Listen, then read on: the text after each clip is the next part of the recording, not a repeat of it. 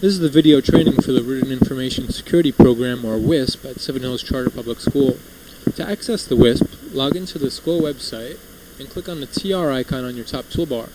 You'll know you're logged in because your name will show up in the top left of your screen. To find the WISP, type WISP into the search box and click on the link that comes up. The purpose of the Written Information Security Plan is to ensure the security of all personal information that we keep track of here at the school. In order to know how to protect it, first we have to know what we're protecting. Our objective section here describes what personal information is.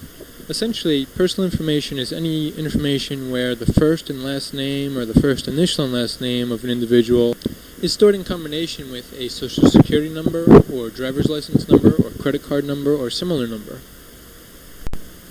To go over what we want to do with that information, let's scroll down to the Purposes section of the WISP.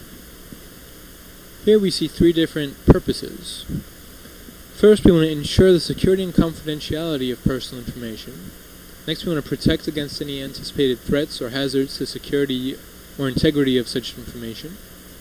And lastly, we want to protect against unauthorized access to or use of such information in a manner that creates a substantial risk of identity theft or fraud. So essentially, we just don't want the information to get into the wrong hands. If we scroll down a little further, we'll see the internal risks and external risks sections. We'll start with internal risks. The first item states that a copy of the plan must go to each employee, so if you haven't already printed out the WISP or saved it, please do so. The second item states that employees need to be retrained. That's what this video provides. The third item states that contracts need to be amended in order to comply with the provisions of the WISP. Please see Cindy to sign your contract amendment. The next section here states that the amount of personal information collected must be limited.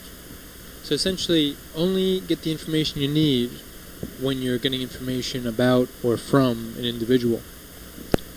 Next section deals with who should be looking at personal information.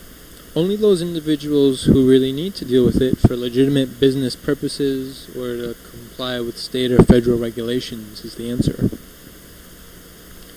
This next section deals with terminated employees. Through the policy, any employee whose employment ends will lose access to personal information. This applies to both electronic and physical forms. IDs will be turned in, access codes will be reset, and usernames and passwords will be disabled.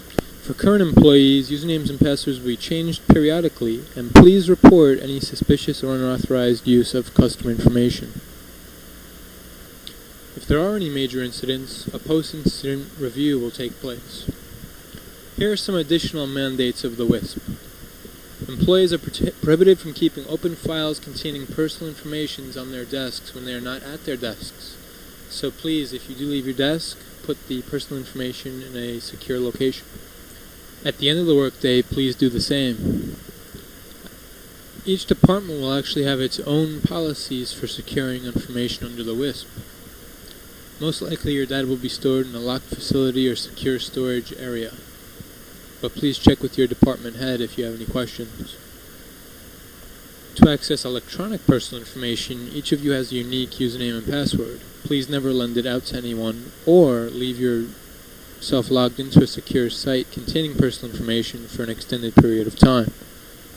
Guests to the building still need a guest pass, and they will not be permitted to any area that contains personal information. Finally, when disposing of electronic or paper records that contain personal information, please do so in a way that complies with the laws stated here. We'll now take a look at the external risks portion, which deals primarily with electronic information. Although this portion is primarily for the tech team to implement, it's important that all users on our network follow some simple guidelines. Don't share your username and password with anyone else. Do not put any personal information on a USB thumb drive. And always err on the side of caution. If you're not sure if an online environment is secure, then don't submit any personal information through it. That concludes the training. Thank you for watching.